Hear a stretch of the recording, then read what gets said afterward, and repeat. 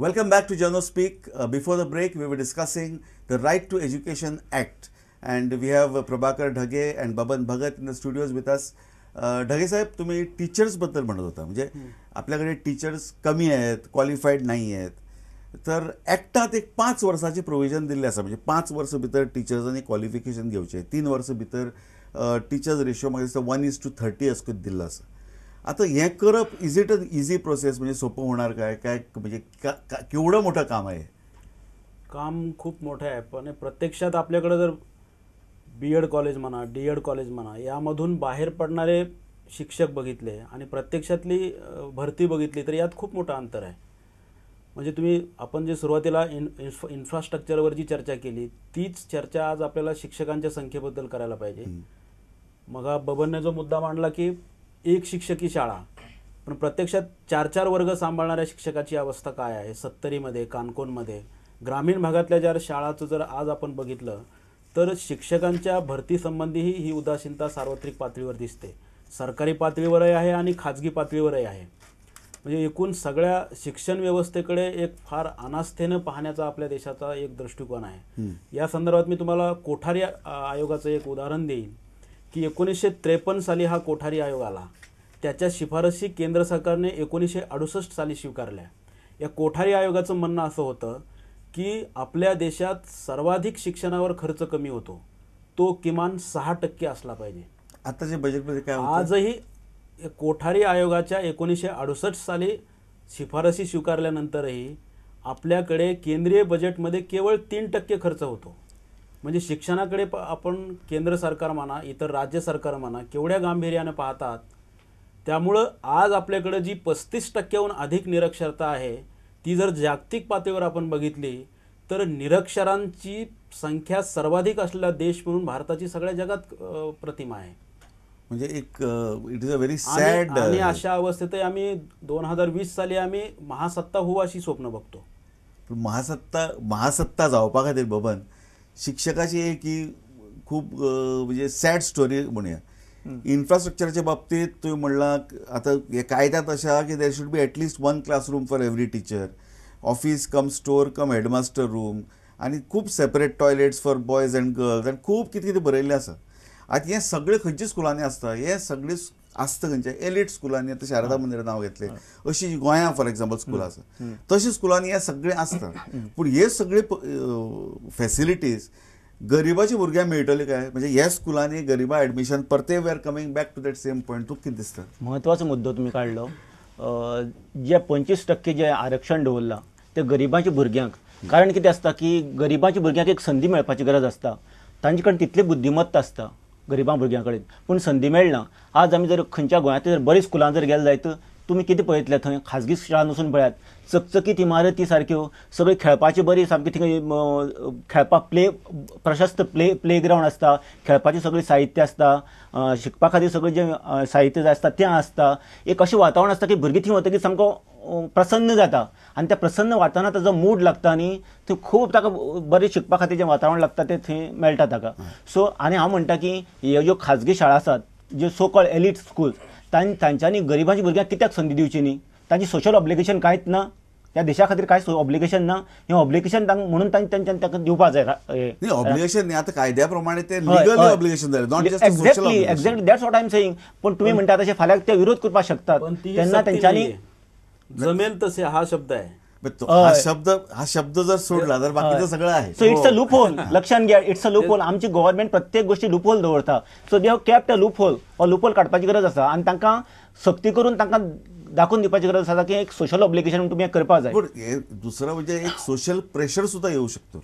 हा कायद्यात जे तरतुदी आहेत अशा स्कूलवर एक सोशल ग्रुप्स यांनी प्रेशर आणावं आणि make them, force them to take, असं होऊ शकत नाही का? तुम्ही एक चांगला मुद्दा काढलाय की समजा एखाद्या शाळेने प्रवेश नाकारला तर त्या शाळेविरुद्ध पालकांना सरकारकडे दाद मागण्याची सोय आहे, पण त्यातही बबन म्हणतो तशी एक त्यांनी लूपहोल ठेवला आहे की ॲज फार एज पॉसिबल ती तक्रार करण्याआधी त्याला शिक्षण अधिकाऱ्याकडून तशी परवानगी घ्यावी लागणार आहे.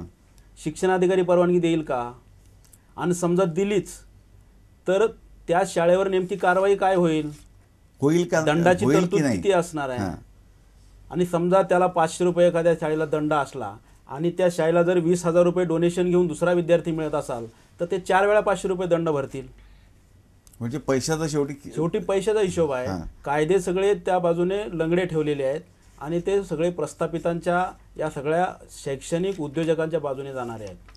आणखी एक महत्त्वाचा मुद्दा मला वाटलं की बाबा नेपाया एक असं की इच स्कूल शॅल म्हणजे values all values enshrined in the constitution हे प्रत्येक शाळेनं पुढे न्यायला पाहिजेत असं ह्या कायद्यात तरतूद आहे.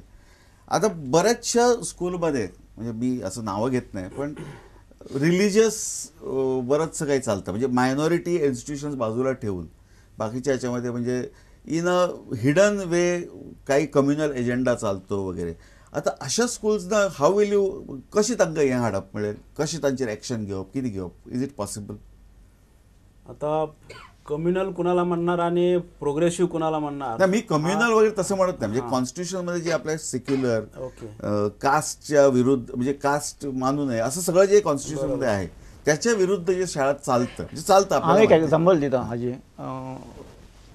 एक अशी एक तक्रार आयिल्ली भुरग्यांची कांय वर्सां फाटीं की एक त्या हिंदूच्या भुरग्यांक एक विशेष समाजा धर्माचें तें स्कूल आशिल्लें हांव नांव घेना थंय त्या भुरग्यांक एकदां तेंच्यान हें केलें की तुमी येतना हें घालपा जायना हाताक कांकणां घालपा जायना भुरग्यांनी आनीक 5वी 6वी भुरग्यांक कांकणां घालपा जायना हांगा हें लावपा जायना टिकी लावपा जायना. हें बरोबर न्ही. शिक्षणा हातून हे सेक्युलर जो फॅब्रीक आसा ताजे अगेन्स्ट भारताच्या सो अशें जावपा जायना. हो एक कॉमनल हें दिसलो म्हाका. ना हो एक जालो हांव दुसरें म्हणटा की टेक्स्ट बुका भितर जरी बोर्डाची टेक्स्ट बुकां नासता पूण थोडे धडे अशे भशेन एक्सप्लेन केल्ले वतात की ताका एक मातसो एक वेगळो एक हें येता टिंज येता ऑफ कम्युनल टिंज येता. हाजेर कितें एक्शन घेवप शक्य आसा? होय अभ्यासक्रमाच्या बाबतीत आपल्याकडं फार तसा आनंदच आहे. कारण बऱ्याचशा अभ्यासक्रमामध्ये आजच्या काळाला सुसंगत ती माहिती आहे की नाही ही तपासण्याची यंत्रणा आपल्याकडे नाही. उदाहरणच घ्यायचं झालं तर आपल्याकडे चौथीचं पुस्तक घेऊया. गेली 5 वर्षे या चौथीच्या पुस्तकातील 3,500 चुकाविरुद्ध एक शिक्षक उपोषण करतोय देवेंद्र कांदोळकर आणि सरकारला त्या कशाचीही दखल घ्यावीशी वाटत नाही. यापेक्षा वेगळी शोकांतिका काय असू शकते? चौथीचं साधं पुस्तक आहे. मग त्यानंतर आमच्याकडे त्या NCERTच्या पुस्तकातही काही चुका निघाल्या. अभ्यासक्रम हे जे काही चुकांनी भरलेले आहेत आजच्या काळाला रिलेव्हन्स नसलेल्या काही गोष्टी त्यामध्ये येतात. अवैज्ञानिक प्रकारचे जे काही येतं ते खरं तर सगळं काढून टाकलं पाहिजे आणि आजच्या काळाला सुसंगत काय आहे आम्ही ज्या काळात आज राहतो त्या काळात विद्यार्थ्यांना काय देणं आवश्यक आहे अभ्यासक्रम जे अपडेट व्हायला पाहिजेची ती प्रक्रिया आपल्याकडे वर्षानुवर्ष होत नाही. वशिलेबाजीने पुस्तकं लागतात वशिलेबाजीनेच ते सिलेक्ट होतात. यामधून आपण पिढ्या दर पिढ्या आपल्या विद्यार्थ्यांचंच नुकसान करत चाललो आहोत. हे मला वाटतं कुठंतरी थांबलं पाहिजे. पण हे सगळे कायद्यान फक्त कायदे काढले म्हणून थांबचे ना आता सगळे खातीर एक सोशल अवेकनिंग जाय. एक प्रत्येक पेरंटाक दिसपा जाय की आपले भुरग्यांक बरें शिकचे आपल्या भुरग्यांक बरें शिक्षण घेवचें अशें एक आसा. आता हे कायद्यांतल्यान दुसरी आनी एक तरतूद हांव म्हणटा ती मिडियम ऑफ इन्स्ट्रक्शना कडेन एक सेन्सिटीव हाजे कडेन येता. पूण हातूंत एक आसा की medium of instruction for elementary education म्हणजे 1st to 8th shall be the mother tongue of the child again as far as practicable अशें आसा. आता mother tongue of the child गोंयांत जर आमी मायग्रंट लेबराचे चिल्ड्रन घेतले जे जांकां एज्युकेशन पावना गोंयांत तर तांचें एज्युकेशन मदर टंग हें आसता कन्नड आसता तेलुगू आसता उर्दू आसता. आता हांची वेवस्था कशी करप सरकारान स्टेट गव्हर्मेंटान? हांचे खातीर शाळा आसात. गोंयांत कन्नड शाळा आसात तामीळ शाळा आसा मल्याळम आसा तेलुगू आसा उर्दू शाळा आसात. हांची वेवस्था केल्ली आसा. उडिया सुद्धा सुरू झाली. हय म्हणटकीर हे जे भुरगे आसात तांची सगळ्यांची दखल गव्हर्मेंटान घेतली आसा. म्हणजे ज्यो देशी भाशा आसात त्या सगळे भाशांतल्यान प्राथमीक शिक्षण घेवपाची सोय आसा. प्राथमीक म्हणजे आता हे एलिमेंटरी एज्युकेशन म्हणजे 1st to 8th पर्यंत जालें. 8th पर्यंत आसा ना ते ना ते ताजे आतां करची पडटले आणि 4थी पर्यंत आसतले एखादी कदाचित. 4थी पास जातकीर हे भुरग्यांक खंयचे तरी शाळेक कंपल्सरी एडमिशन मेळपाकच जाय न्ही. ते जाता म्हणल्यार तामीळ शाळेंत शिकिल्लो भुरगो 5वेक इंग्लीश किंवा मराठी किंवा शाळेक ताका एडमिशन मेळटा मेळूकच जाय. कारण आमचे जे भुरगे मराठींतल्यान शिक्षण घेता, हांव मराठींतल्यान शिकिल्लो 4थी पर्यंत, नंतर हांव 5वे इंग्लिशीन गेलो. तशे बाकीचे भुरगे उर्दूंतल्यान शिकता वतात, म्हणजे तांकां मेळपाकच जाय आनी मेळटाच. आणि नेबरहूड स्कूल म्हणजे तांकां लागींची स्कुलां मेळपाक जाय असं काय आहे ना कायद्यात. मग हे जवळचं स्कूल जर असं असेल, प्राथमिक असेल तर 2 किलोमीटरच्या आत, त्यानंतरचे असेल तर 3 किलोमीटरच्या आत, ती तरतूद आहे. पण तुम्ही जो प्रश्न विचारला त्याकडे मी आणखी वेगळ्या नजरेनं बघतो. प्राथमिक शिक्षण मातृभाषेतून असावं हा शिक्षण क्षेत्रातला सर्वसंमत नियम आहे, हे खरं आहे. पण ते कुणी घेतलं पाहिजे, त्यातही शेवटी सामाजिक वर्गीय अशा प्रकारची एक भिंत आहे. म्हणजे जे समाजाचं नेतृत्व करू बघतात त्यांची मुलं कुठल्या माध्यमात शिकतात आणि ते सर्वसामान्यांना कुठल्या माध्यमात शिकायला लावतात हेही आम्ही बघितलं पाहिजे. काही आपल्या मुलांना स्पर्धा होऊ नये म्हणून त्यांना त्या माध्यमात शिकायला लावतात का? अच्छा, पण असं झालं की the right to free and compulsory education act आहे, फ्री एज्युकेशन आहे. मग free education, medium of education जर इंग्लिश असतं ते पण फ्री असायला पाहिजे. होय, म्हणजे इंग्लिश मीडियम स्कूलांना पण ग्रांट मिळायलाच पाहिजे असं या कायद्यातनं हे होतं काय? या कायद्यात आता नेमकी ती तरतूद बघितली नाही इंग्रजी विषयीची. नाही तसं भाषा नसेल. जर घटनेच्या 19(1) कलमानुसार जर अभिव्यक्ती स्वातंत्र्याचा या देशातल्या प्रत्येक नागरिकाला अधिकार असेल तर त्याला आपल्याला रोखता येणार नाही. मग ग्रांट जे द्यायचे असतील त्याच्यात मग मीडियम ऑफ इन्स्ट्रक्शन त्या स्कूलचं कुठलं आहे, दिस कॅनॉट बी अ क्रायटेरिया. म्हणजे बबन तुझं किती म्हणणं आहे ना? पण इंग्लिश एक फॉरेन लँग्वेज, ताजी बद्दल आता तुम्ही म्हणले तशें गोंधळाचें वातावरण आसा. जर भुरग्यान आपली इंग्लिश हे मदर टंग म्हणून सांगले जाल्यार हय मागीर ना तशें तुम्ही दावे करू शकतात. पण भारतान कोणाची इंग्लिश मदर टंग आसा काय कितें हो एक मुद्दो आसतलो. After it's a foreign language, ब्रिटिशाची भाशा, अमेरिकेची लोकांची भाशा. सो फालीं जर कोणी दावो केलो जाल्यार दावो कोणूच करूं शकता.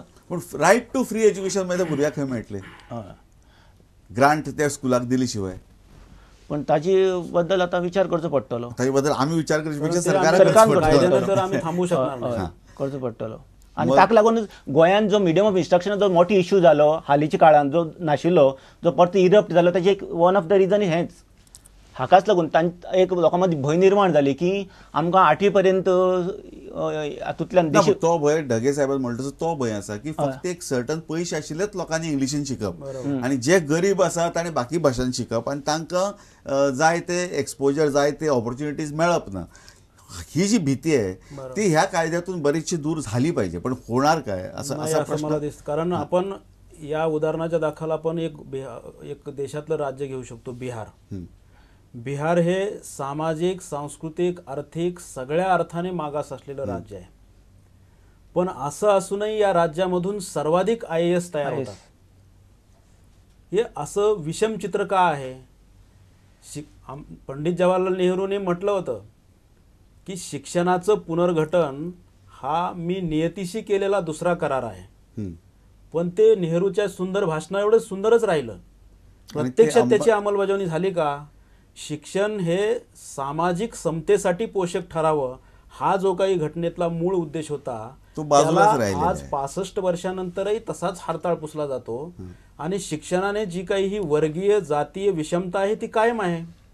पण हांव एक मुद्दो हाडून मांडटा की आमचो कितें आसा, आमी वसाहत आशिल्ली आमची, ब्रिटीश आमकां आमचेर हे आशिल्ले रूल करताले. ताका लागून हांगा खूब उदो जालो इंग्लिशीचो. आनी ताका लागून इंग्रजीकरण आमची एज्युकेशनाक इतलें जालें की आमी गुलाम जावन उरले इंग्रजीचे. ना हो इश्यू मातसो खूप व्हडलो आसा, हाजेर आनी केन्नाय उलोवया. आतां we are run out of time. तर मुख्य मुद्दो म्हणल्यार जे पळय अंमलबजावणी जावपाक जाय आशिल्ली एज्युकेशनाची भारतात ती जाल्ली ना. होपफुली ह्या कायद्यान ती थोडी फार जातली अशी धरया. थँक्यू प्रभाकर साहेब, thank you Baban for coming here. And viewers keep watching prudent media.